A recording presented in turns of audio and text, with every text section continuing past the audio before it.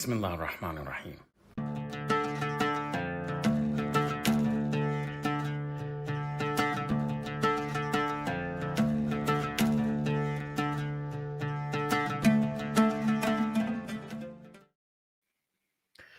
Salam, hello, peace to you all, and welcome to Office Hours, the 13th edition of our weekly Friday live stream. We try and do it every week. Occasionally we miss it, but we're back again for our regular live stream to talk about what's going on in the world and to have your comments and questions and be able to engage in this developing community and this public educational project. I always get excited because it's a wonderful opportunity at the end of the week for learning, for discussion, and engagement. And if you really like that sort of thing, share it. Make sure that your friends, comrades, even your enemies know about this live stream so you can like the stream, get it boosted on the algorithm, share it on social media. If you're watching on Twitter or X, as some like to call it, you can retweet it. But if you want to participate in the discussion, come into the YouTube chat so that we can engage with you and have more of a sense of discussion and seminar. This is going to be a really great episode, a really great edition of Office Hours because it's a very important topic that gets so little attention and hardly has anybody who really has the deep background and knowledge and what I would say is an anti-imperialist framing that's so important, that's so rare. We are very lucky that we have today Hamza Al-Muqawi, a writer, activist, person who established SudanFunds.com, is involved and has really developed the anti-UAE boycott for Sudan. Welcome, Hamza. It's great to have you on Office Hours. Thank you for having me, Adnan. I really appreciate it. Well, I've been looking forward to this, and I tweeted out for everybody and included it in the link in the description for people to go check out a very important article that really puts many things together for people. Sudan at the crossroads of empire, revolution, counter-revolution, and the UAE's sub-imperial ambitions, which is on your Substack. And I think we're going to talk a lot about this, but also generally, and we welcome people's kind of comments because we recognize that so little of this has been covered in, the mainstream media in a serious and deep sort of way, which is what we like to do, is look at it historically and in depth. That people should go and read that. It's very important and a really valuable piece. So, but kind of starting off, a lot of people are not very familiar with Sudan as a country, as a place, its geography, about its history, and we need some orientation, to get people, to have a sense of the context before we come to the more contemporary situation and the sort of news and how to interpret what's going on.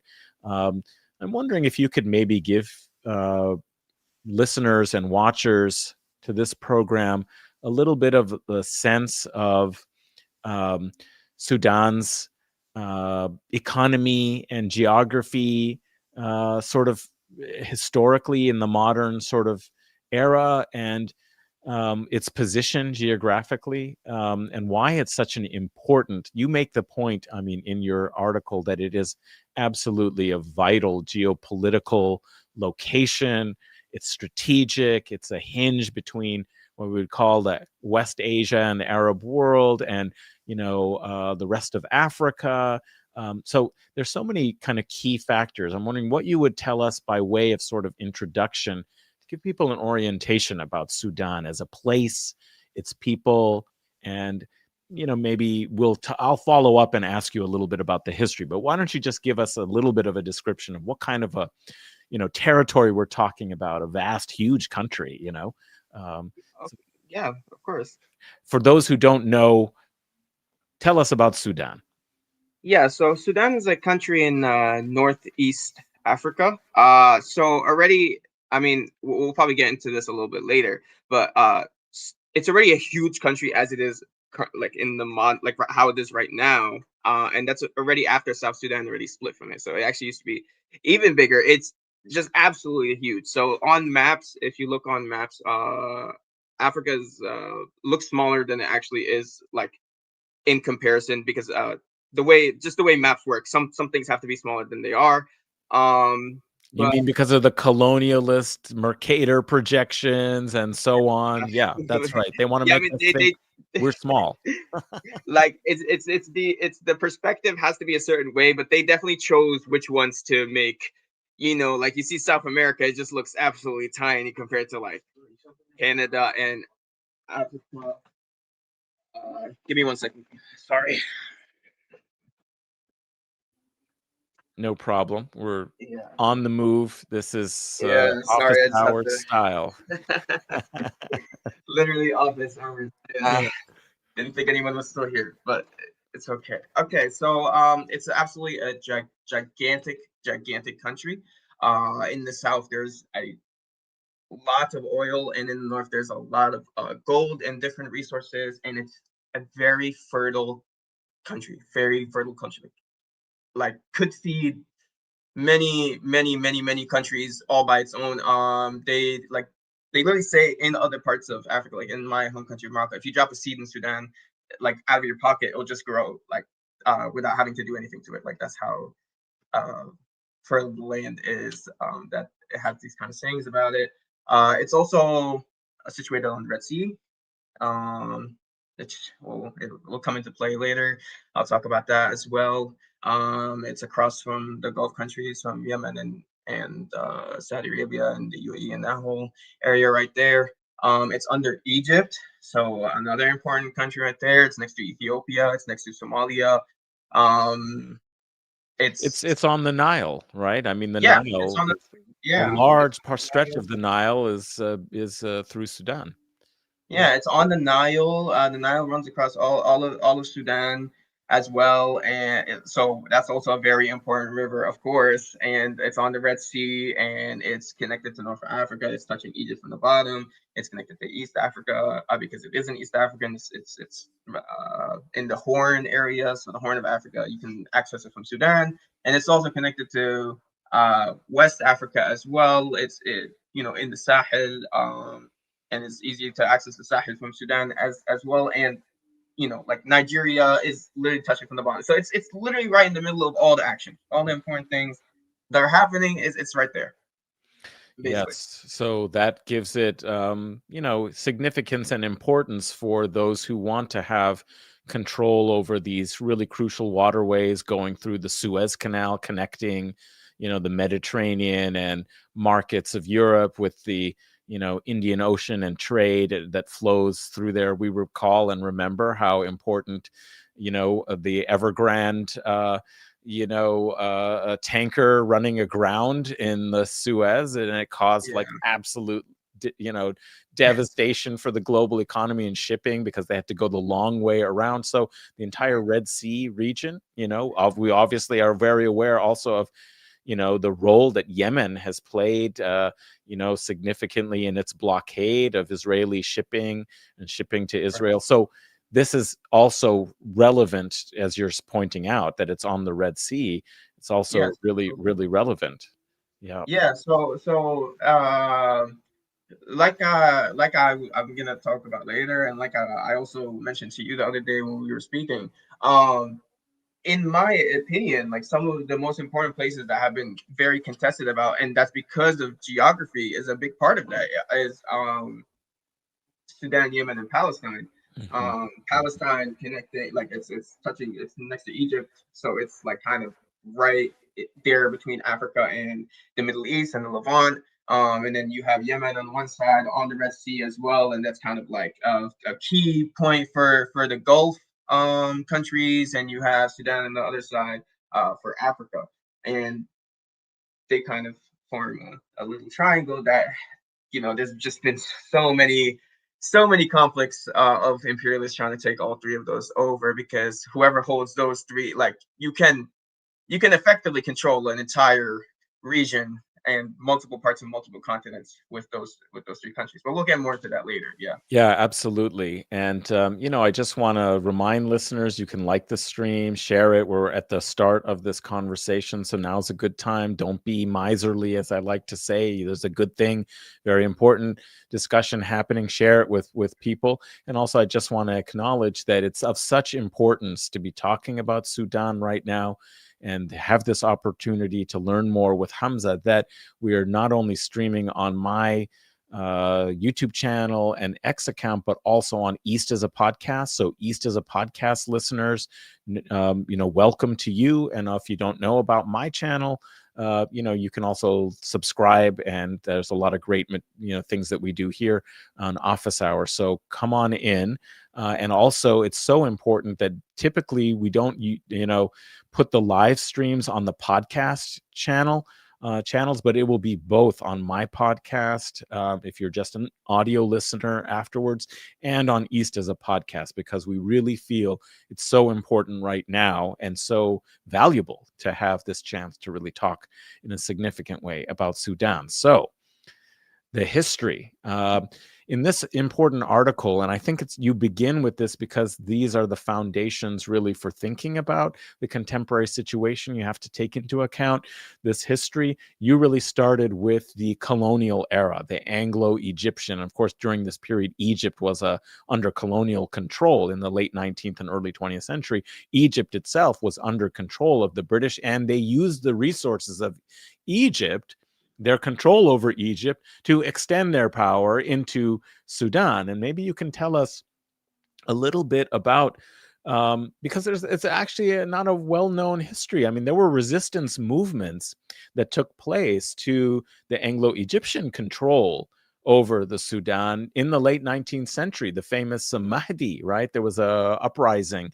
Maybe you can tell us a little bit about that late 19th period of the colonial era in Sudan, and what its kind of consequences were, and the kinds of resistance that developed, that maybe we can think that there are some continuities in some ways between resistance at the end of the 19th century to colonialism and our own contemporary era. What was going on then? Yeah. So basically, that was the you guys will see how this will mirror a lot of what will also come up with Sudan in what happens after this point in history as well, which was kind of uh, the British colonizing Sudan for the British Empire, just like many places were at the time, but through Egypt. Like it was under Britain, and then Egypt was also under Britain, but Sudan was kind of under Egypt, under Britain. Like it was kind of like what are those things called? The nesting doll. It's the nesting doll situation of colonialism, nesting doll. So So um, Sudan was like subcolonial, like you've been talking about the yes, subimperial. yes. It was sub-colonial. It was. They outsourced a lot of what needed to be done to control Sudan to Egypt. So they were a different, like, loyalists to the colonial British in Egypt. There's always a bourgeois that sells out their people and their nation and their land for some money or for some comfort, and they're used to control the population on behalf of the colonial people. And Egypt, those those bourgeoisie kind of acted in that way for the British. It was kind of a headache for the British to keep going back and forth from Sudan, but still, even I'm pretty sure Winston Churchill, one of his battles that he had fought in when he was a soldier was in Sudan as well, to quell one of these rebellions, and they took some heavy losses at the time as well. Like they did not like the fighting that they had to do in Sudan. They gave them a really hard time. But yeah, so it was basically the Anglo Egypt took over Sudan. So it was under Egypt, but then it was under the British, like we said before. This was a very important period because it was one of the first times where, first of all, it was the first time where Sudan was like officially under European colonization. Before that, it was the Ottoman Empire. Before that, it was Arabization. There was a lot of processes that happened before that.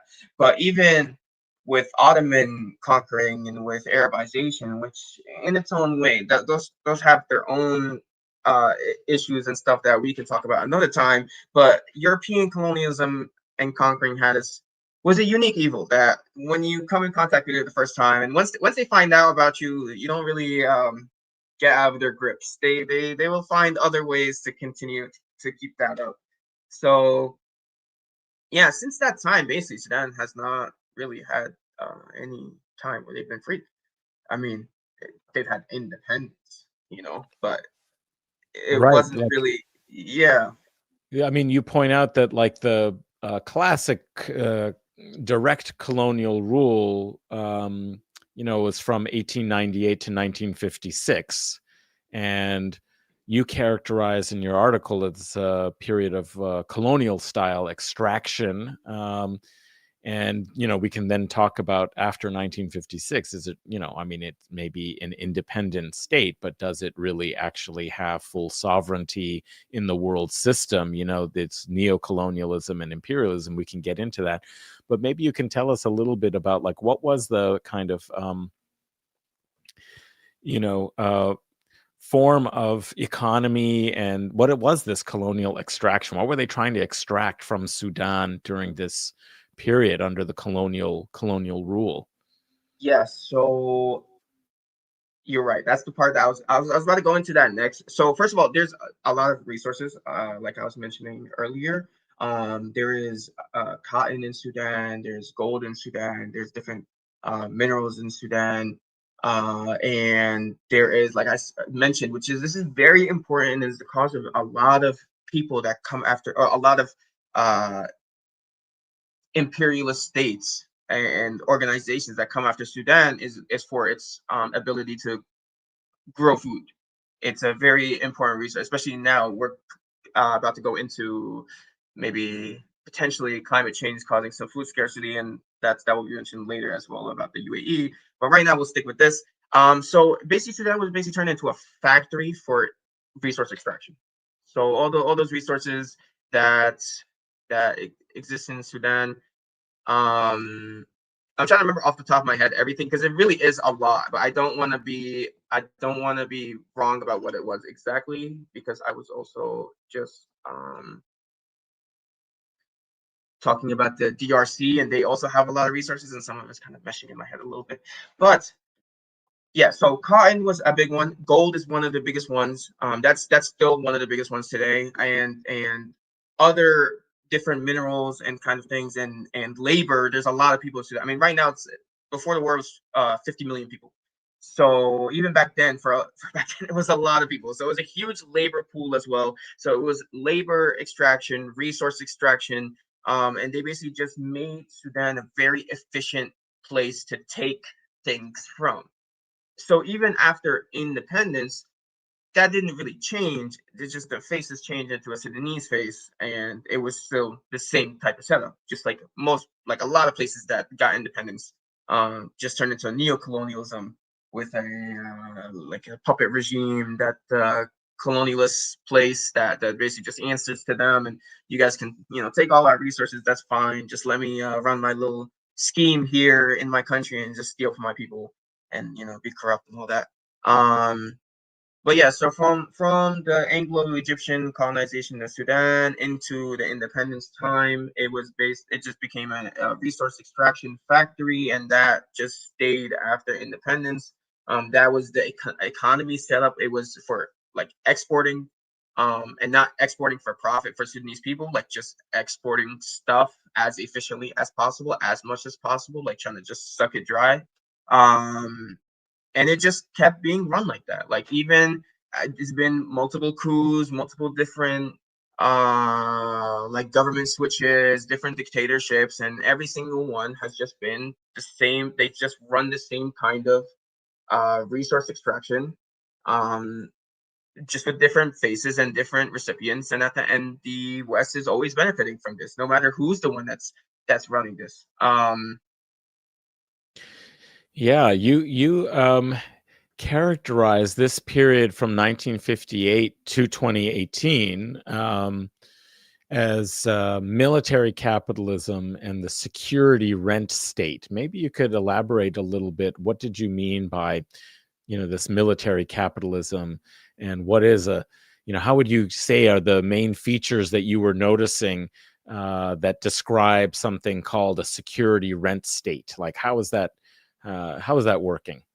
Yeah, so Sudan has been under military dictatorship for almost entirely its entire independent time has been under some form of military dictatorship, and for the last huge portion of the time it's been the same organization, which is what the UAE propagandists today like to attribute to the Muslim Brotherhood global organization. When it really, I mean, there some tiny ties with some of the people that were in the army leadership, but some of those people were also the ones who we'll talk about later were helping Hamas and PIJ political bureau and fighters and commanders find refuge in Sudan, and some Sudanese people who are involved with Muslim Brotherhood were before this happened, like in the 2010s and the early 2000s, would help Hamas spread out their investments and help them protect some of their interests and that kind of thing, because they were under siege in Gaza, and they didn't really have any way.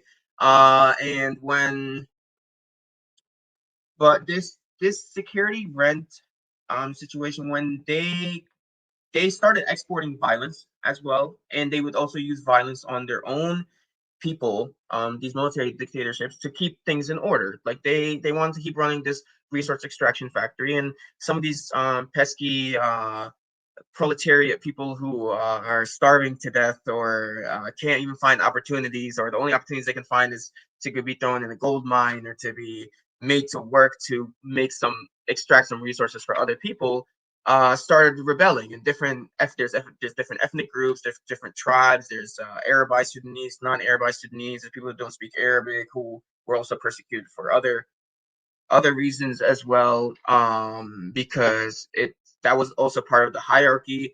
And they say these dictatorships were Islamist, but honestly, any like there's so many other governments are also called Islamists that are really just they just slap any name label on there. Whatever type of dictatorship we can run that can help us have this partnership with the West to help them extract more of our resources, while we get to uh, be corrupt there. So there was multiple rebellions. First of all, the most famous one is the SPLM, which was the Sudan People's Liberation Movement, versus the Sudanese government. The Sudanese government is basically a military government. It has been for a very long time. This person was Omar al-Bashir, who is a former dictator of Sudan. He was, I think, for 30 years, maybe a little more than 30 years, but I know it was at least 30 years that he was dictator of Sudan. And he had the SAF, which is the Sudanese Armed Forces, which are basically the government and also the army at the same time. So it's a military dictatorship. And the SPLM that's what would become now South Sudan at the time, was part of Sudan, and they wanted independence from Sudan. Most of them do not speak Arabic.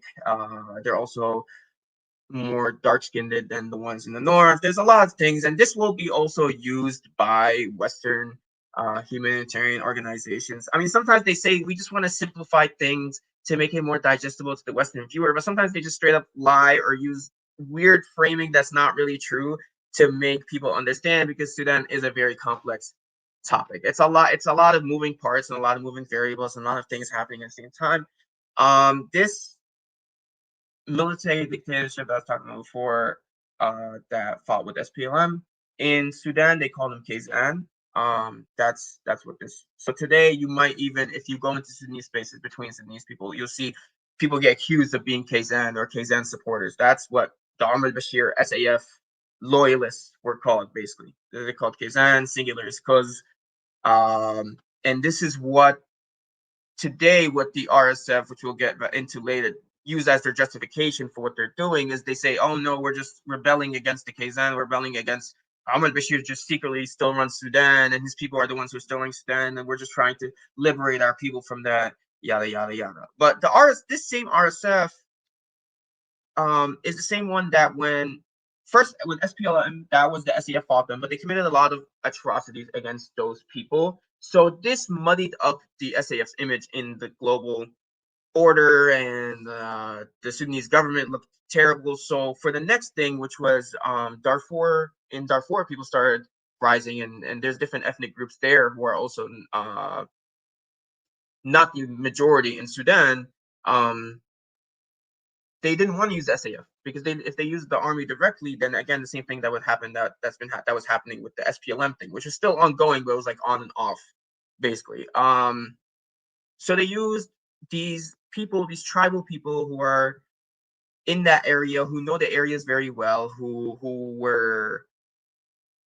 had already created some form of militias, but they weren't like official militias at the time. Some of there was like the Arab gatherings, they were called, who got some funding from Gaddafi under his like pan Arabist phase.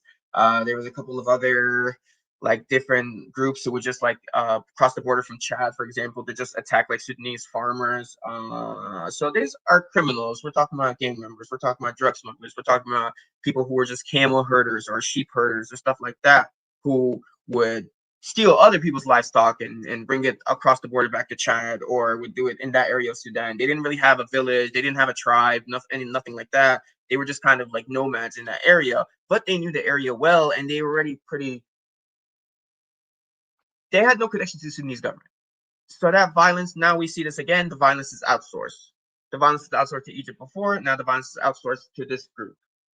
And there was no official group. It was just different groups of people. And in the beginning, the Sudanese people used to call them Janjaweed. Now, most people don't know what that means. Janjaweed literally means, in Sudanese dialect Arabic, devil on horseback, or devils on horseback, because they would come a lot of times on horseback or on camels to come attack villages, basically. So these unorganized, different crime syndicates and different like tribal people, like if you it's really similar to who Israel tapped to be their collaborators in Gaza, against the Qassam brigades and against the honorable resistance, which is, you know, drug dealers, like Bedouins who aren't like, who are doing crime things, or some of them were not very good at crime. So it's like, yeah, come to us here. You could collaborate with us. You could help us, because they want to use the face of those people that are in the area or that are from the area. So it could be like, oh, it's just between them. They're fighting each other. That's like, you know, one of the most common like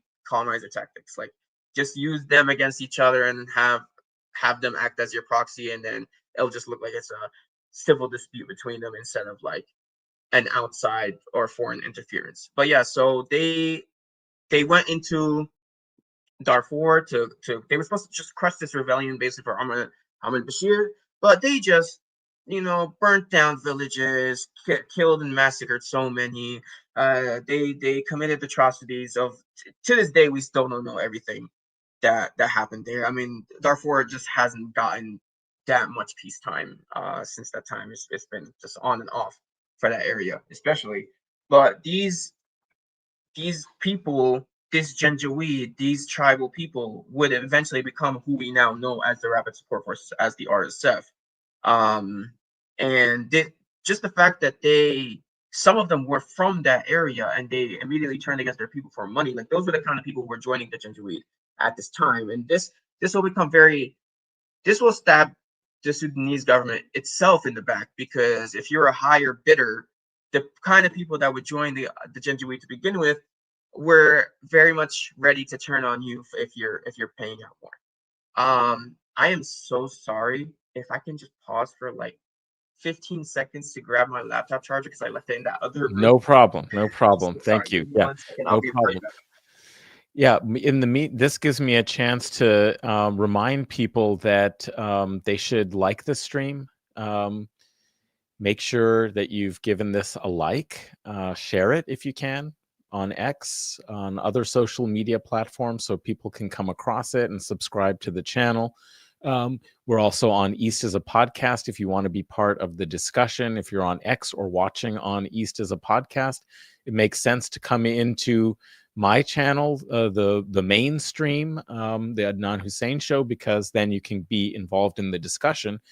And I want to say, while I'm seeing some activity there, it'd be great if people had questions. I know there are questions out there.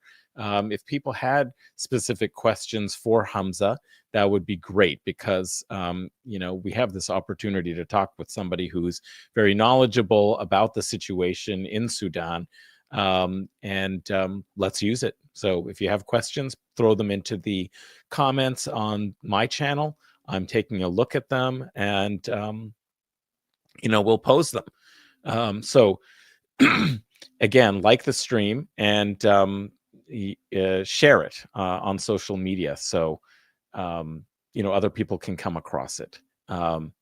So Hamza has gone to get his charger. He'll be back in just a moment. I'm seeing also suggestions that Against the Stream podcast did a great episode this week on Sudan. I wonder who the guest was. I'll have to go check that out as well. And I wish I was able to keep my calm more often. Lots of situations come up, unfortunately, and get me so upset that it's very difficult to be so measured.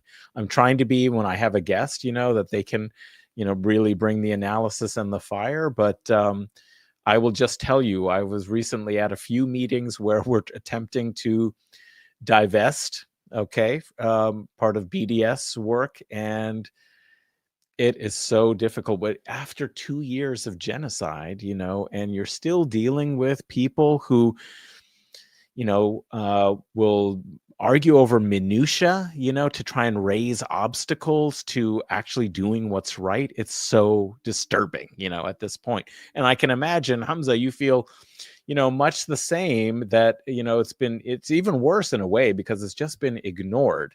The what's been happening, but you were just telling us, I think, a little bit about really how to think of these RSF groups as and I thought that was a very interesting comparison that made sense to me immediately, that when you see the kind of environment in the Sinai and parts of Gaza that have been collaborated, kind of in this sort of no man's zone, you end up with drug smugglers, black market bandits, and you can even have people who are kind of ISIS type oriented as well. Like, they I was gonna all say become a that it's mix always that are perfect for collaborating in sowing greater chaos, in undermining popular resistance and popular mobilizations that are attempting to try and, on behalf of the people, improve the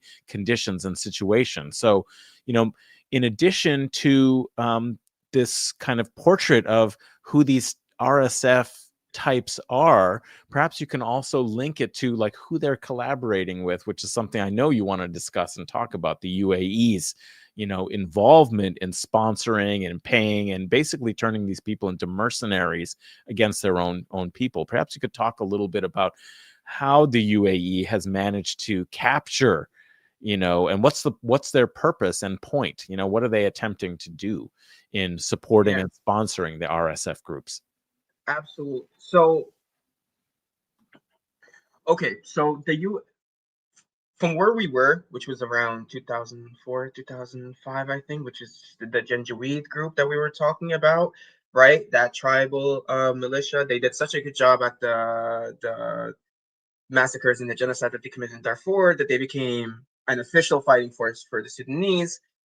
We will get to the UAE. You'll see it. It'll be right there because, like, professional mercenaries. That's what they were. They were professional mercenaries, not for the Sudanese state, for Omar al-Bashir. And Hemeti was Mohammed Hamdan Dagalo. He's the leader of the Janjaweed, and now he's the leader of the RSF. His nickname is Hemeti.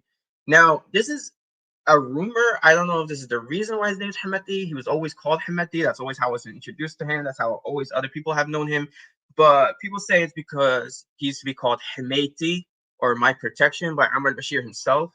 Hemeti in Arabic is my protection, so that's where Hemeti comes from. It's my protector or my protection. And he even had gifted Degelo a gold mine for himself, just for his great job in genociding Darfurians.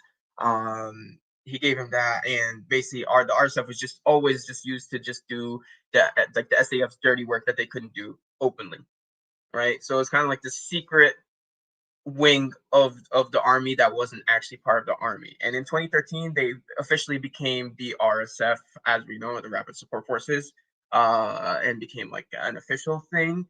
And the UAE needed people to fight in Yemen for the Saudi coalition. So the Saudi Arabia and the UAE, their little duo. So other than all the ISIS people and the Takfiris and all the different um like extremists from all around the world, anyone that basically wanted just to sectarian people, anyone who wants to just pick a bone with some group that they didn't like and had a lot of issues and just wanted to go shoot a gun somewhere. They're like, yeah, please come, we'll give you money, we'll let you into Yemen. And they also requested from a lot of different like puppet regimes and for help for different mercenaries because they just did not have the force capable of taking and holding Yemen and fighting people who are familiar with the area, who are familiar with the mountains. I mean, Yemen, Afghanistan, and Gaza have been always those three places that have been almost impossible to control for a long period of time. They've always been a place that, if you're familiar with the area and you're from there, the native people would always be able to either win and defend their land, or even if you do successfully take it over for a little bit, they end up kicking you out, and they always end up being able to resist. So Yemen is one of those places, as we know, and we know they were fighting Ansar Allah at the time and fighting the Yemeni revolution. So that's another part of this, which is the UAE being a counter-revolutionary force along with Saudi Arabia. So there they were the second in command to the Saudi Arabia as part of the Saudi Arabia coalition. The UAE, when it first started, it was those 7 states in Amman that were like they were. I mean, it was just Yemeni desert. It wasn't. The UAE is not a real country. There's no Emirati culture. I mean, I'm pretty sure the whole country has maybe like 50 of them at this point. I mean, they're like a very, very a minority in their own country. They have to bring in labor forces from. Well, labor is a nice word. A lot of slavery. They take people's passports, they offer them really nice jobs, and then they take their passport, the kafala system, and they just have them trapped there basically for years and years and years. Well, So we know, I mean, just on that point, I mean, we know that those small principalities and political enclaves were carved out during the era of British colonial rule, in first to serve their purpose of controlling, the trade and access to India, through the Persian Gulf into the Indian Ocean. It was seen as absolutely vital. There were also a lot of resources to exploit. There was a lot of pearls and pearl diving, right, in the Arabian Gulf, the Persian Gulf, places like Bahrain, Qatar, etc. But what they want, especially once they discovered that there were a lot of oil resources there, they didn't want these resources to be under the control of larger scale political powers who they could use those resources on behalf of sovereign development of the society as a whole for many people. So they concentrated in the hands of a small kind of ruling kind of family elite, and in order to sequester those vast resources from the rest of the population and the people, like, so that's clearly part of the kind of game and the strategy. But I like also how you were pointing out that the place of the UAE and Saudi in Yemen is very parallel to their ambitions and the pattern of their involvement in sponsoring mercenary type forces, in fomenting this chaotic conflict. There's a lot of parallels between what they did with the forces that they support in the so-called Yemeni civil war. It's like really outside intervention.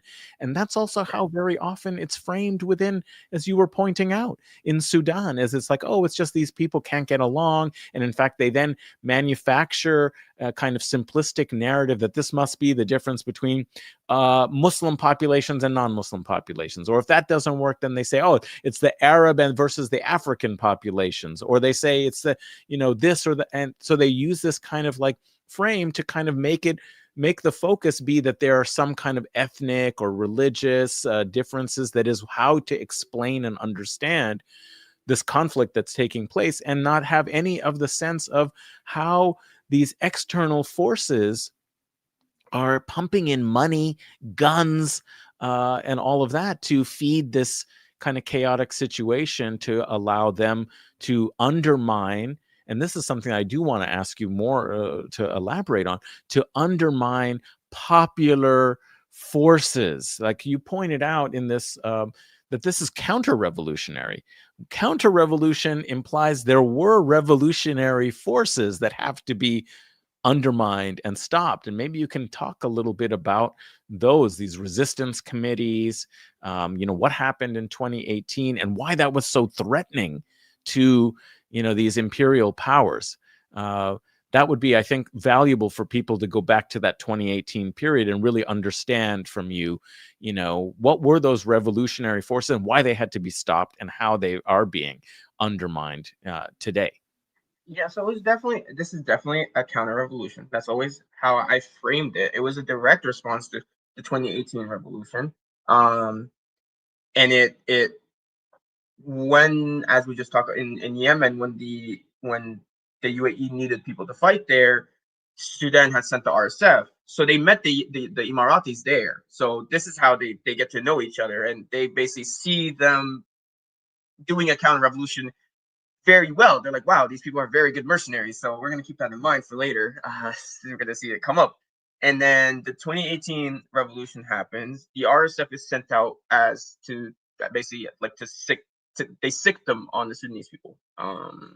These were a lot of, it was all normal people. There was no like organization, huge organization or something like that, or like a NGO that was setting this up. There was no election that set this up. There was no liberal democracy that they were just like, oh, we have to, it was people just were tired of the small ruling class in Khartoum getting everything, while people couldn't even afford bread.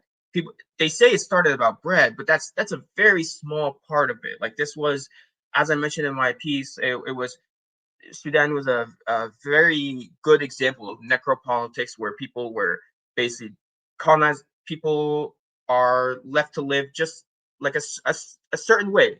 You're allowed to live how we allow you to live. You're allowed to live just enough to be alive, but not enough to actually prosper in any way. But you're technically alive. So when people stand up and they try to fight back, they're like, "Wow, you're dumb. Why are you fighting? You had a good life before.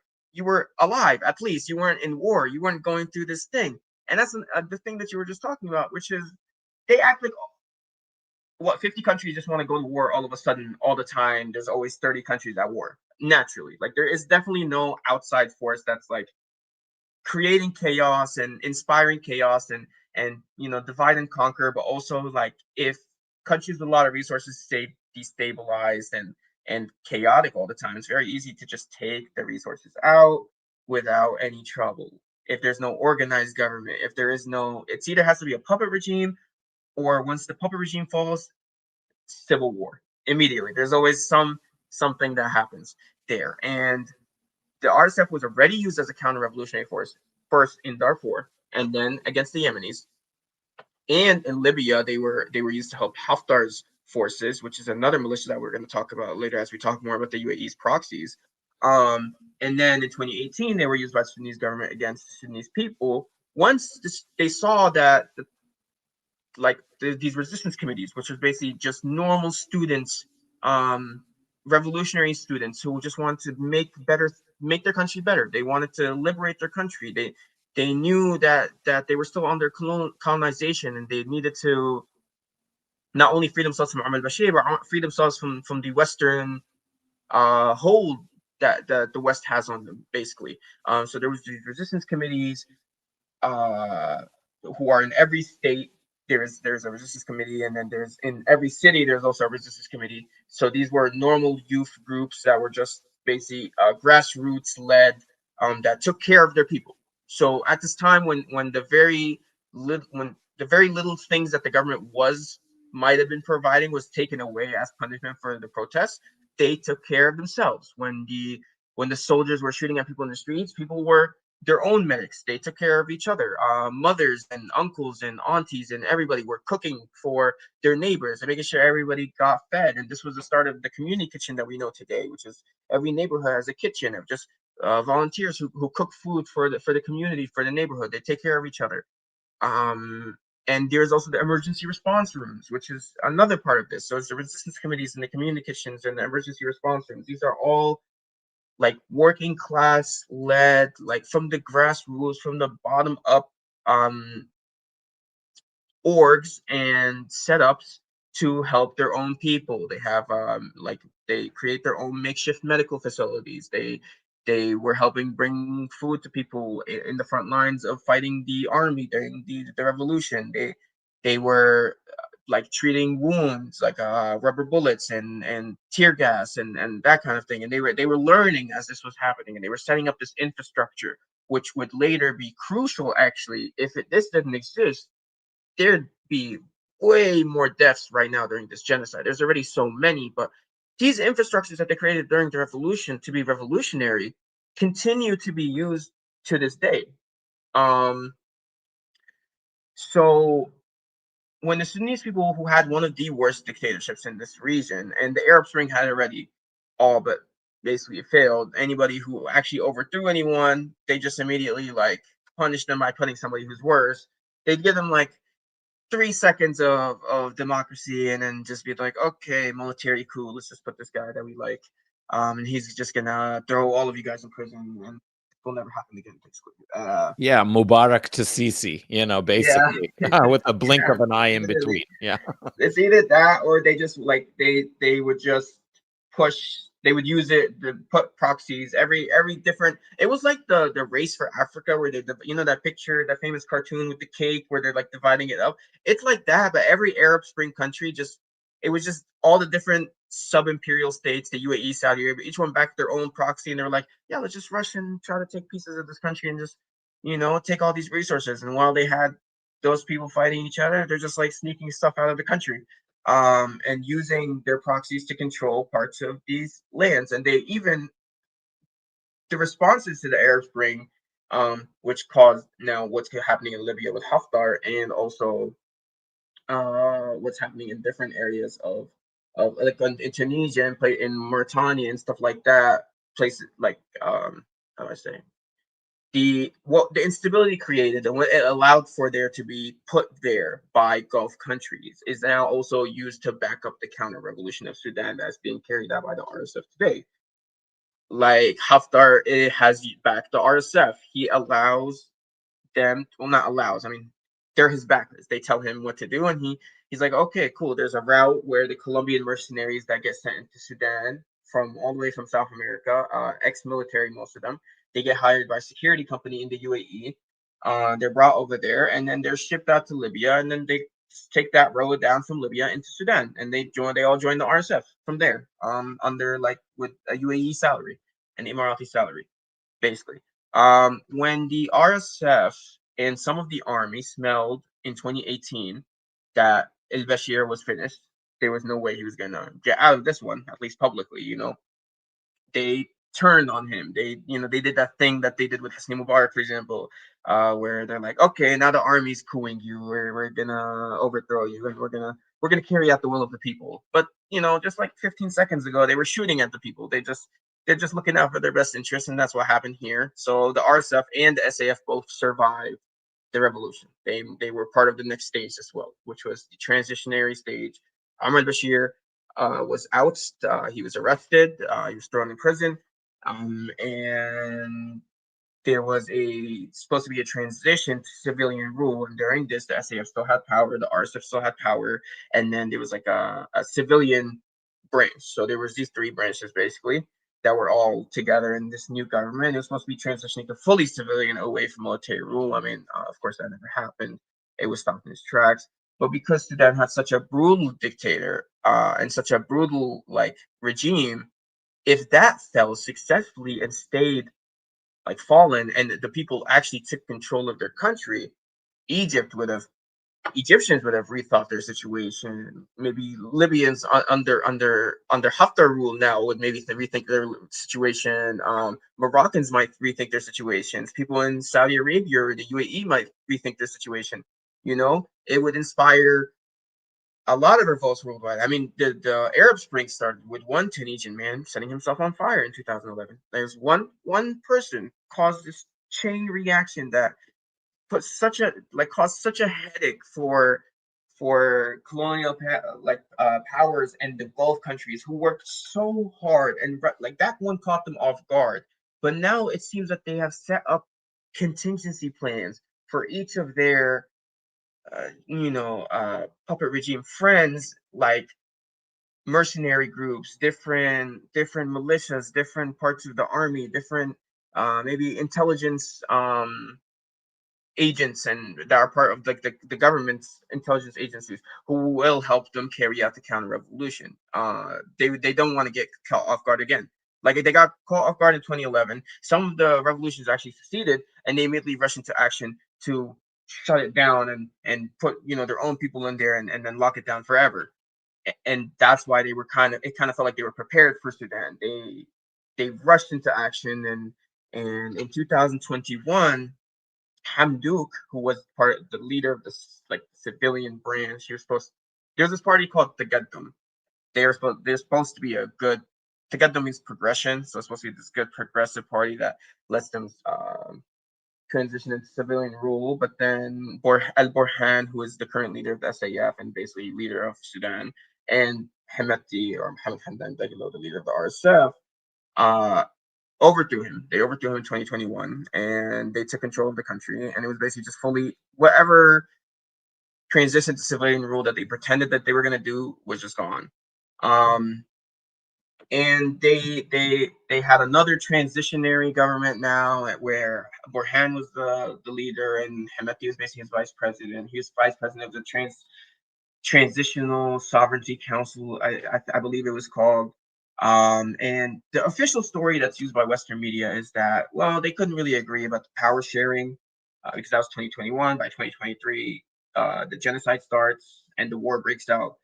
Um, so yeah, that's the story that they're able to use. They say it's two generals. They're like really like mad at each other. They're two Sudanese general, which it's funny because Hemeti, the leader of the RSF, he's not even Sudanese. He's from Chad. He grew up in Chad. Uh, I don't know when he came to Sudan. The only thing that's really known about his background is that in fifth grade he was expelled from school and never went back for stealing a goat or a sheep of some kind. So that's the kind of person that leads the people's revolution that they claim on their social media propaganda. Um, but Burhan, the leader of the Sudanese armed forces, wanted the RSF to be under the army or to integrate in the army. Hemeti didn't want that, and even Hemeti, even before all this was happening, when he was the vice president, he would say things like, the Zionists, I feel so bad for them. They have to deal with the Palestinians. They go on khutbah for a Friday prayer. They make the sermon where they say, "Oh, this guy was killed and this guy was killed." All lies. Like he was running cover and game for Israel in Sudan, which is a very anti-Zionist country even back then. It was very clear where his loyalties laid. He's there for the money. So when they took control, they were the ones who signed the Abraham Accords for like to what's that word again? Normalize relations with Israel so they can get the sanctions lifted. Like Hemeti, I'm sure, was a big part of making that decision. I mean, the sanctions were suffocated, and that was true. And which, by the way, But wasn't that situation? I just want to come to this because I think I yeah, remember that after there was the democratic, revolutionary, popular, against Bashir, um, the U.S. kept and maintained its sanctions on Sudan, and distributed funds that they had seized and been holding, because of the 9/11 families. I don't know if you recall this. Like, there were all these resources that they could have sort of released to allow this new government, a new transition process that was based on a popular and democratic kind of, uh, you know, politics to succeed, by solving some of the economic problems. I mean, you mentioned that it started with like bread riots, but it mainly just means that like everything, the cost of living was impossible. People couldn't survive. They could have helped do that, but instead they distributed all this money to the 9/11 families. And it has then produced the conditions that you were just describing that totally undermined any possibility for a path forward, and where people then just were susceptible easily to these mercenary kind of salaries from the UAE to exploit, and overthrow counter revolutionaries to those conditions. So that seems to be related to in a couple of questions that we got in. You've been talking about the UAE sub-imperial role. I'm sure we'll have to return to that at some point to keep continuing our analysis, your discussion of that.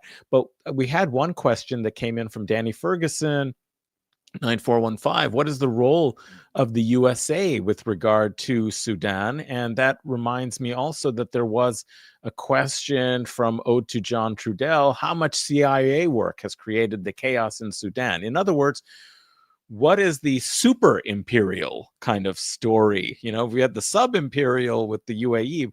Is there what's your sense of the super imperial kind of involvement in Sudan, and or at least in the situation that has resulted in Sudan?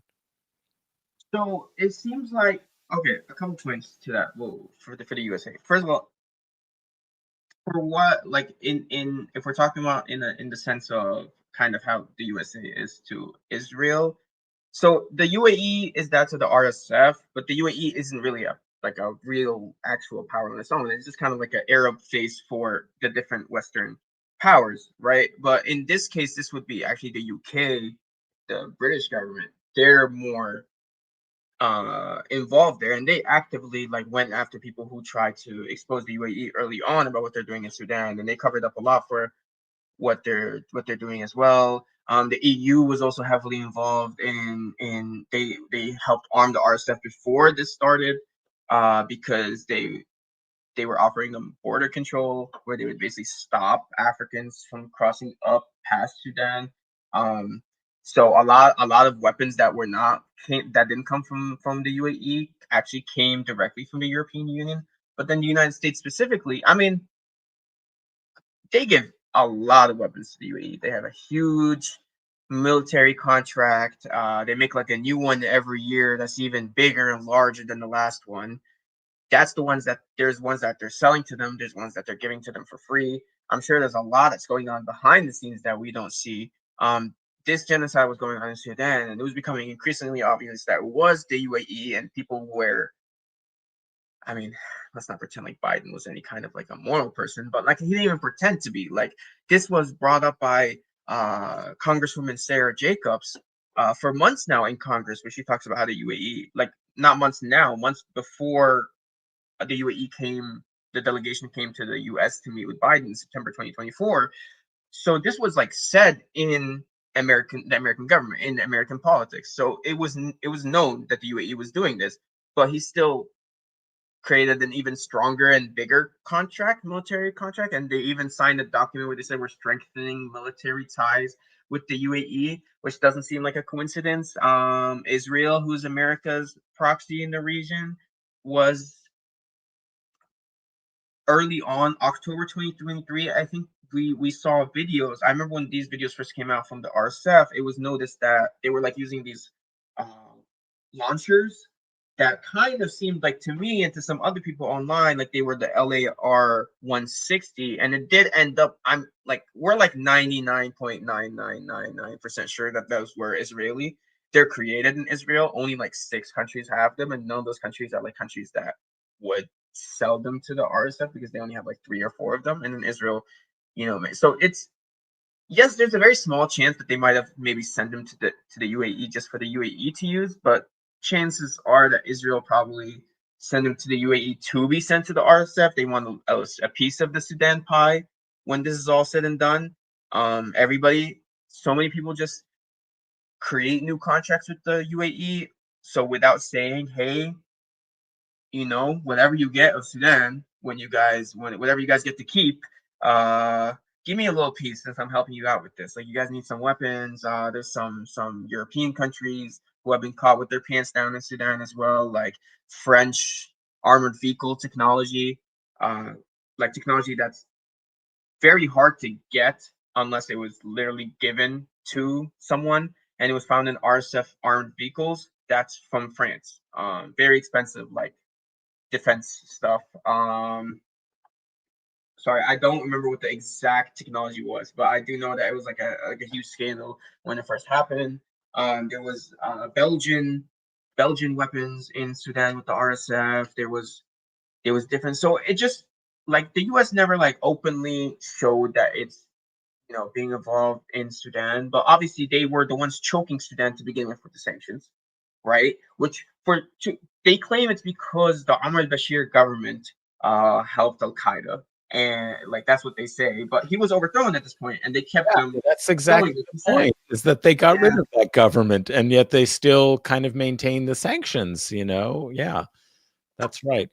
But what you're saying is a very important and useful point. It's a different kind of analysis where we often think that, oh, we have to see direct US involvement in order to, have an anti-imperial perspective. But in fact, actually, what you're pointing out are all these sets of interlinking kind of nodes of the imperial power that are operating in conjunction or in some kind of compatible sort of way where the US doesn't have to actually be as directly involved because the allies that it has are acting with the resources that it's been that's been given to them, or they use the financing of the UAE, but they use like um, various groups, like we were talking about, those that I think that was very important about the collaborators. And if you look at the kind of collaborators in Gaza and who is being supported and financed in Sudan, and likewise these mercenaries who were involved in Yemen, and you see a real pattern where there's a more systemic kind of set of relationships that are reproducing this chaos and serving counter-revolutionary forces in the region. So Complath 2203 had said, oh, I wish there was some visual aid or interactive map showing all the imperial neo-colonial links and the groups they fund and unleash across various regions. It would be so helpful. I agree. I think that would be so helpful to have a visualization of it. But I think what you've been describing and talking about and making all those connections is the verbal version of exactly that kind of an interactive map. All these different lines of connection that you need to have in order to really make sense of what's been going on. So I really appreciate that. We had another kind of question earlier, which was about, and keep them coming, folks, in the chat. I tried to get to them. Another question that had come up is like, what's been the role? I'm trying to look for that specifically so that I could post it, but it was basically about what's been the role of the African Union. Have they said or done anything? Are they really making the situation worse? What can we look to from the oh, here it is. Okay, here was the question from Red Kitty. Is the African Union playing any role in Sudan? Mediation, interference? What? Is there any story related to the African Union in this? I mean, just like every other organization that's like that, there's a lot of statements of concern. They're very concerned. We're concerned. There's concern. There might be some concern as well. I think that they've shown every time some big massacre happens, they're very concerned about it. But there is no mediation. There's nothing like that. I mean, said that they would help with negotiating if they wanted two warring parties want to come to the table and negotiate. But most of the African Union, like they know what's happening, and not just that, a lot of them are in on it now. So one of the very early on, it was I think December 2023 or maybe January 2024. The leader of the RSF went on a Africa tour. Like he literally visited so many different countries on an Emirati plane. It just picked him up from where he's hiding in the UAE, and he met with the Kenyan president. He met with the South African president. He met with I think the Ugandan president as well. He met with the guy from Puntland, the Puntland president in Somalia, and the Bosaso, not Bosaso, Bosaso is Somaliland, sorry, uh, so-called.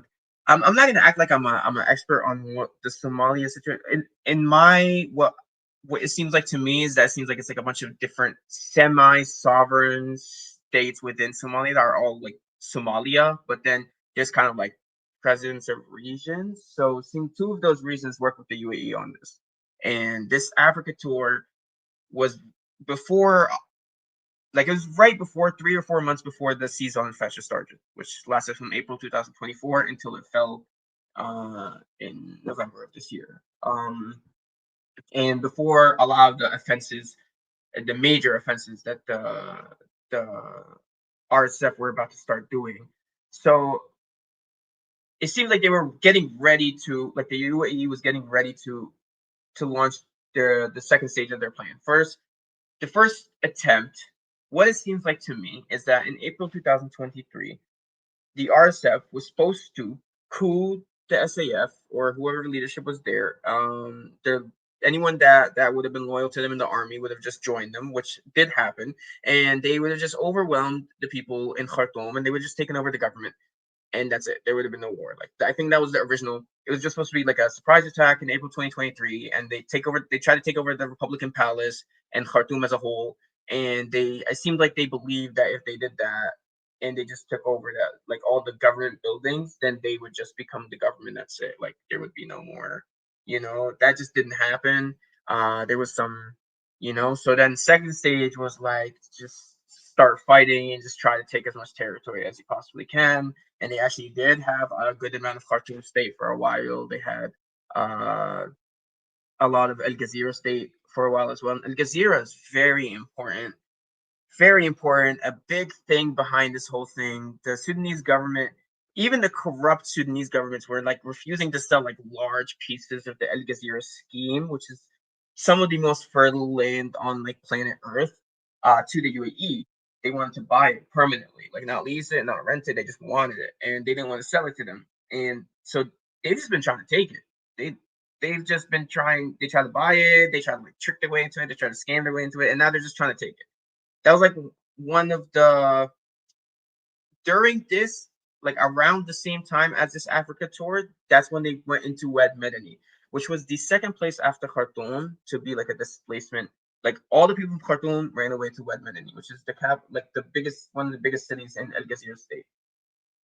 As he was going on that Africa tour to talk with all the Africa Union people and try to have some backup, basically, that's when that part of the plan started. Like I said, it seems like their coup failed, so they just started like a long like war of attrition kind of thing, and just trying to take as many territories as possible. And it was obvious that for the first place was they just wanted political dominance. If they could take over the capital, maybe they could just the government would just fall and they could take that over. So that's why they targeted Khartoum first, and they wanted a lot of the infrastructure that was there that was for the government and for the army, which is really centered in Khartoum state, and then there's Khartoum City, which is the capital.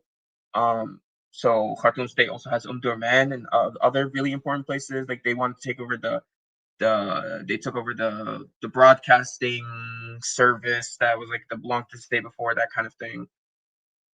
Um, the next thing was like when they took over a lot of El Gezira state successfully for a while. They got pushed out. Recently they got pushed out. The SAF, the Sudanese army, was able to push them out of that area. So the UAE has failed in that part as well. But the reason I say that it seems like that Africa tour was to start the next part of their plan is because, like for example, they made a parallel government like an RSF government. They want to create their own Sudanese government. They're like announcing it. It's like how there's like the Yemeni government, and then there's like some guy in like some other country, and he's like, no, this is the real Yemeni government because we're recognized by the UN or whatever. Like they just think that they can just announce the government on behalf of the colonial, the imperialists, and everybody just has to, Yeah, you like know, a Juan Guaido situation in yeah, Venezuela, like let's just pick some guy with a suddenly will claim that he's the legitimate president and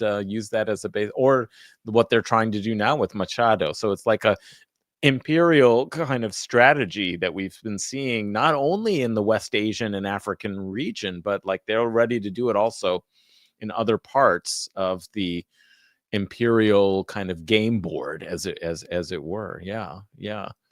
That's right. That's right. Wow. Interesting. Well, I want to come to, you've alluded a couple of times about more recent events. Um, More recently, there's been some attention on the situation in Sudan, partly because of, as you're saying, the fall of al-Fashir and the, kind of really horrific conditions that people are suffering, with you know, as a consequence of that as well. But I'm wondering, what would you say about what's happening right now? Tell us about what you've been hearing, what your sources tell you about, these conditions and what's been happening in recent weeks, basically, as a consequence of those military events in Sudan. yeah. So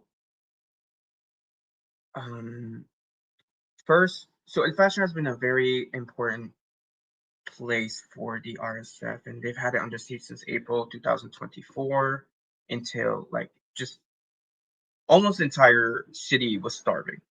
Basically like in full famine. Like multiple stages in, like not even the early stages. Like it was very bad. People were eating animal feed, and even that was starting to run out.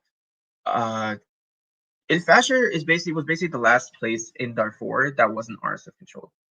Darfur is the only place that the RSF actually controls. So they have taken over the rest of Darfur from April 2023. They just started picking up the pieces, like little by little, massacring all the minorities, and I mean massacring everybody, really, truly. But like with the like they really didn't leave anyone who like isn't who they deem like worthy of like staying alive. Uh, so this mirrors the situation that happened in El Ganina in 2023 in Darfur, and they were chipping away at it faster, trying to have it drop. That attack that caused it to fall was, I think, attack maybe 245 or 246 attempts by the RSF, like 246 pushes that the Sudanese joint forces, the tribes, and the army had successfully been able to push back and hold on to El Fasher. So the thing I mentioned before with the parallel government, that was announced in Nairobi in Kenya. So those were the kind of things that they were setting up in those meetings when they had Hemeti flying around different African countries. They need different African governments to give them some form of legitimacy. But to have even a parallel government, you need to at least have one state. Like you can't, they didn't even have one state fully. Like it's just a bunch of, if you look at the RSF control maps, like it's just a bunch of like different random dots just all over like SAF controlled territory. Before it was more, they controlled more, but they've just been pushed out of every single other area. So really the only stronghold that they really have anymore is Darfur. And to give any form of legitimacy to maybe having like a dual governed Sudan, or splitting off an RSF controlled area as their own country, which I'm sure they're trying to do, which we could get into more in a bit. Um, they have to control Darfur. I mean, they have to control Darfur to at least that can be their capital, and their where they launch from, and a place that they fully control and they could operate out of. Niyala Airport in Darfur is where all the weapons come into from the UAE. They either go through Somalia, through the Puntland, or through Somaliland, and then come there, or through Chad, where they also had bought that president. Like they gave him a loan of basically the entire country's GDP. at once, and he just allows them to use Amjidas, which is a place in Chad, as a they say it's a hospital to get and like an aid center for Sudanese refugees. If it's a very small village, like there's barely even any people from Chad there, much less Sudanese people. It's really just it's a military hospital to heal RSF fighters, and it's also it was it used to be the hot zone to get weapons into Sudan. But now that they control Darfur, they started using Niala Airport, which is like there's an airport in that city, Niala, and that's actually the RSF government's capital now. So they were able, yeah, they announced the parallel government in Nairobi, and they needed that last piece. They needed El Fasher. Like they started shelling it every single day. At by the time it fell, already like 250 or I think more healthcare facilities, hospitals, that kind of thing were all absolutely just obliterated. There's like one maternity hospital that was literally bombed and like 140 people died. And then there's only one hospital that was really kind of still standing, and that was the Saudi hospital in Fasher, which, if you guys might have heard, as soon as the RSF took over, they went in and with taking videos, just basically shot everybody in their beds and just killed them all on video. Yeah, so I would say what my sources on the ground are telling me, but my sources on the ground were, I mean, were the people that we were working with our aid network to distribute food. Unfortunately, ever since it fell, I have not heard from any of them. Um, I I think I think we know what probably happened, to be honest. Like the first people that they went for was like doctors, and there was a former member of the Sudanese parliament who is from El Fasher originally. She came back to El Fasher under siege to run her own community kitchen and pass out food and help people. They walked into her house and shot her. Uh, that was like day one, hour one. And apparently, from what I've heard from some people who were able to get away into Tawila, which is like 40 miles away, that's another city. That's like the closest city that people can run away to. They were saying that they were going into all the people who were running the community kitchens, who were working with aid organizations, who were passing out food, and they already knew where they were. Like they already had intelligence on this. They were watching for a very long time, and they basically went to their houses one by one and just executed them. So, I mean, yeah. So That is really disturbing to hear, Hamza, because, and for you, especially, knowing these people, working with these people to be cut off, that's very, very disturbing. In your article, you said that one of the political, or maybe the main political lesson is analyzing, the sub-imperial ambitions of the UAE and the way they're operating, that, accountability, you say, can only come from confronting not just the UAE, but the broader imperial architecture that enables such interventions. Um, that's really true. That's also a long-term project. That's like not just one location. It's how they're all feeding off one another to produce this kind of chaos, mayhem, just genocide and starvation and deprivation. The story you've been telling, it just sounds so much like what we know from Gaza. It sounds so much like what we know from Yemen. It's just being repeated over and over, this pattern. Um, I know people, when they've heard all of this, really want to know what they can do, how they can help. Um, Ode to John Trudell had put it, so there's no end of the killing in sight, no hope for the peace for the people. People feel really despairing when they hear about how much people are suffering and how terrible the situation is. But I'm wondering if you can maybe give people some concrete things. You've been involved in a lot of initiatives, these kind of mutual aid, those kitchens. Maybe you can talk a little bit about where you would direct people. I mean, there had been a question early on, like what are some organizations, what are some initiatives that we might be able to support, at least to do something. We know, just like in the Gaza situation, I mean, it's not, you want to see an end to the entire genocidal violence. it's very hard. We keep doing our political activism, but we hear about these people who are suffering, and we want to do something. What can we do? um, Yeah, of course. So I just want to intro this with, first of all, this same person right here, Ode to John Trudell, has another comment as well where it says, "Why kill the people who help others? Make no sense about that." And this is something that I have always highlighted, that an important front of the war on Gaza, the genocide in Gaza, and as people who claim to be supporting the resistance and supporting the people of Gaza, people very much neglect, I feel like, on the internet, where they're seeing these campaigns for people who need help, and they just kind of go like, well, that's not, this is a front of the war, just as the fighting, the military part is a front of the war. Just like the information campaign is a front of the war, is a very important front of the war that actually like shapes the reality on the ground as well. Food is a weapon because starvation is a weapon. They use starvation as a weapon, and I always say this on my Twitter, and I always push this, that when you are helping people in Gaza, when you are helping push campaigns, when you're help even creating a campaign for somebody and helping them fundraise and helping a family or two families or five families or 10 families or whatever survive and eat, when the enemy, when the axis of evil uses food and starvation as a weapon, tries to kill people with by starving them, to put pressure on the resistance to give in or to take a deal that's going to end in the genocide of their entire people, or like starvation, that's why he's using it faster to make them give up as well. Food, like this was, it's being withheld.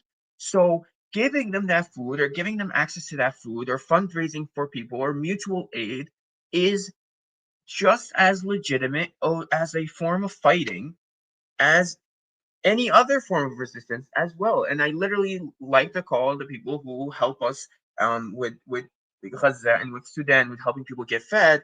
I like to call it the support front or the support brigade. Like we are like the resistance was already worrying about so much. They had so much on their plate, and the fact that they even have to think about the fact that their people are starving above them while they're fighting and protecting their homeland, like that's something that we could help with. Like we could directly help them by at least lifting some of that worry away by making sure that people are fed, making sure as much as possible that we can get these campaigns in front of as many people as possible, get people help as much as possible. Like people would hit us with appeals with for our aid network, which I'll talk about a little more in detail right now.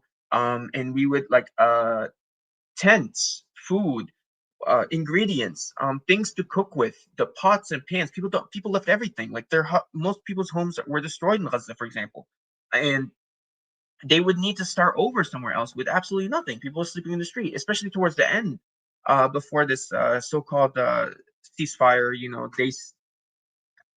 The resistance ceases and Israel continues firing as usual.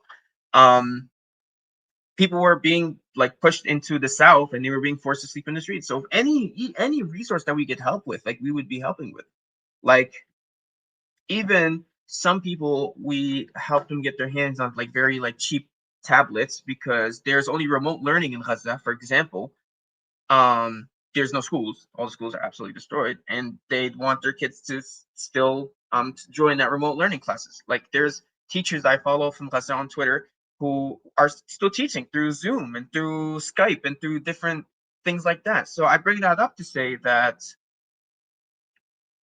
when they killed those people because those people were resistance fighters, just like the people from Al-Fashir who were resisting with guns. The people who were resisting by keeping their people alive were directly facing the war of starvation head on and pushing it back. Like that's also a form of fighting, and just like so Yeah, just that the point is that just like we see in Gaza, enabling these brave, heroic people to remain on their land and resist the attempt to just have them leave, kill them, or have them leave. That is a really huge, benefit to them, of huge support, as you're pointing out. And so the same thing is true every person we can help who are part of this kind of front against, imperial ambitions, is helping them continue to resist, to be resilient, to have the resources to maintain, survive, and do more than survive, but to resist. So I think that's a very important message. Tell us about some of those campaigns that you've created and been involved with. Yeah, absolutely. So, in early 2024, I did computer science. So I coded my own website for. You guys might have heard of Gaza funds. They verify campaigns for people in Gaza, and they put them all in one site. So it was inspired by that, and I created SudanFunds.com. So that was serious for me. I made sure to get the .com, not the .wordpress.net or something like that. It's the SudanFunds.com, like that, one word. And that's basically consistently updated. People might reach out to me with a campaign for us, like their own campaign, like a Sudanese family, people trying to escape, or a community kitchen that's serving Umdurman or Wed Medani, or Tawila for people who escaped Al Fasher, or like in Al Fasher before it fell for people who escaped Zamzam camp when the RSF had attacked that. So uh, I verify these campaigns, and there's like multiple levels of verification. And when I'm 100% sure that this is legitimate, and I do constant checkups with them, to make sure everything's okay and everything, and to maintain their presence on the website, and I just have these as links. So there's different categories. There's organizations that you can donate to on Sudan funds, and then there are people you can donate to on Sudan funds, and the money doesn't go to Sudan funds at all. It's just a list, basically, of like GoFundMe and Chuffed and different websites campaigns. We just host, give you a way to help multiple people in Sudan, or different. You have different options of people that you can help in Sudan. So that's number one. Number two is the Abu Huraira Aid Network. That's just like a mutual aid network that I also made just to try to help people in Gaza, but also help people in Sudan. So we have a team in Deir al-Balah and in Khan Yunis and Gaza, and we're expanding as we keep going, because we've only really received, like, so far we raised around $30,000.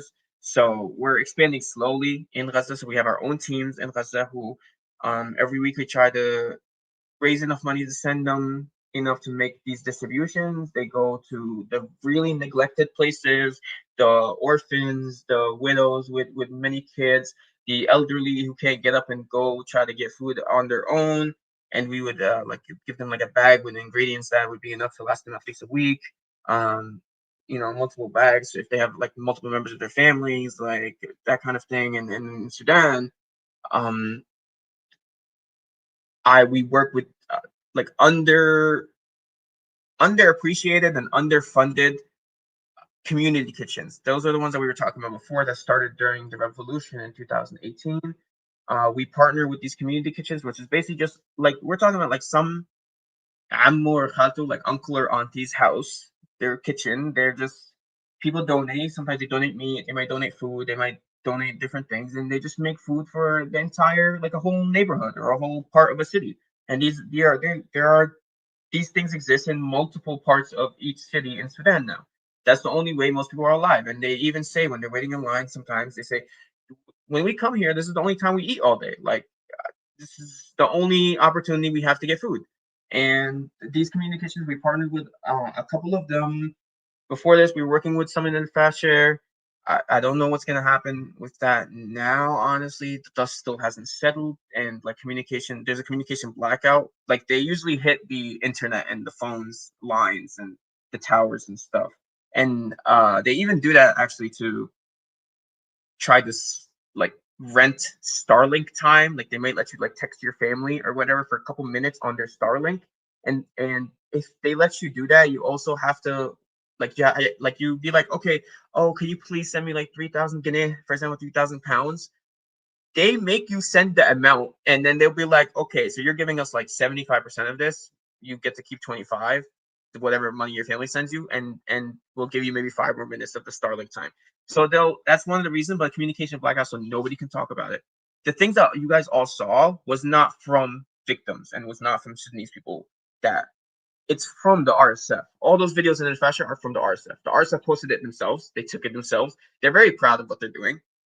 But yeah, so the Abu Hurairah Network, the Sudan Funds, there's a Telegram channel you can look up that I run that there aren't really a lot of sources for Sudan in English that are consistent.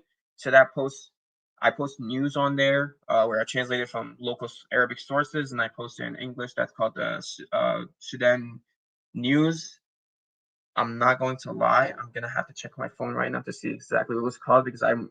It was like at first it was just a small thing and I didn't expect it to get so much attention. So I had to like change the name to something more. Yeah, so it's called the Sudan News Network. So you could look that up on Telegram and just like consistent like local like from all over in English and it's like not from Western media view, like what's Right, actually happening right. on the ground. Um so those are the most important ones Okay.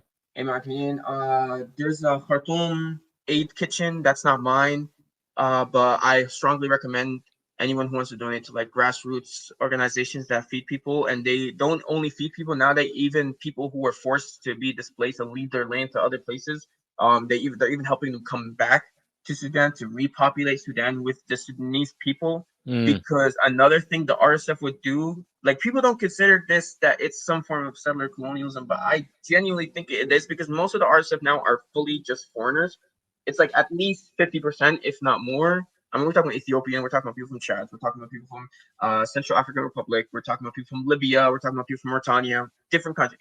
The Sudanese embassy in Mauritania was actually taken over by the RSF without the Mauritanian government knowing for a while, and it was used as a recruitment center for RSF fighters.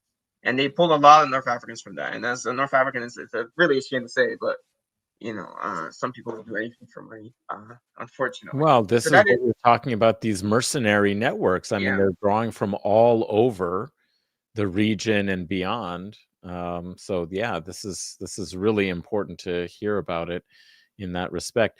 I'm going to ask you maybe after this stream to send me, a list of these things so that I can post them into the YouTube description and make these as widely available as possible. And I'll post them also on my social media because I really want people to hear about Sudan Funds, about Sudan News Network, and all you mentioned about a bunch of them. And I didn't get a chance to write them all down, but listeners do come back to the YouTube description. We will make sure to include these both in the YouTube episode description and when this episode gets posted on audio podcast on both East as a podcast and, Adnan Hussein Show podcast. We will make sure to include all of this information. It's absolutely vital that you get involved and do what you can. Um, Hamza, the audience has been posting how much they appreciate um, the analysis and the knowledge and the information. This has really been so valuable and informative for people.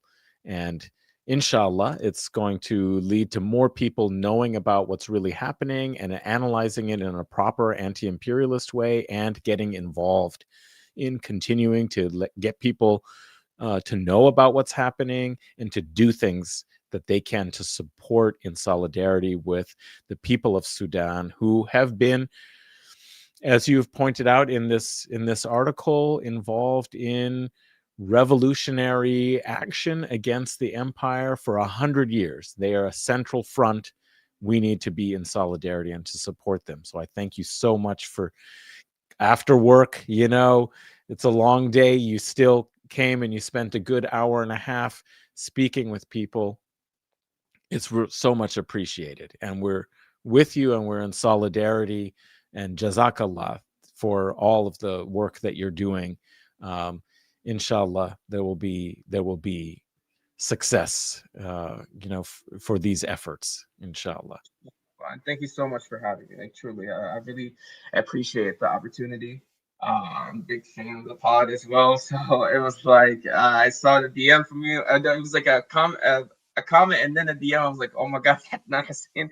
Of course, like I was very glad. I was very happy with the opportunity. I'm very thank you so much for having me on. Um, and yeah, it's absolutely my pleasure. And inshallah, there will be success, and we like maybe even there can be in some point in the future some kind of a part two or something Oh, I like was just that. going to say, this is not the last time we're going to have you on. Anytime you want to come on in the future, you have an open door. We want to keep hearing about what's happening in Sudan. And if you write like a new piece, come on, we'll talk about it. We'll make sure to link it and make sure people, even if they don't go read the piece, they hear about what you are saying in the piece. Let's make this this is not the last conversation. We being in solidarity means we will return, and we will return to remind people about this. So Absolutely. And if somebody for when the YouTube video gets like officially posted of this, mm, I'm sure some people have like a lot of questions because there is a lot of context and nuance behind it. Like if they want to post it in the comments, I come with my regular personal account and answer some of them, a handful of them here and there. You guys please feel free to do so. I'd love to give more information and give more context, and I'd also love to. I'd be honored to come back on at some point in the future, inshallah, as well. And thank you so much for having me, Adnan. okay, thank you. Well, listeners, watchers, before you drop off the stream, make sure to give it a like so more people will see it, will see it on their feeds, and you can still share it on X, tweet it, and tweet the link to the YouTube video as well. And when it comes out on audio podcasts, I know not everybody wants to watch on YouTube and so on. I will be tweeting out about it and make sure that it's widely known. And you can, send it to friends who like to listen on the podcast as well.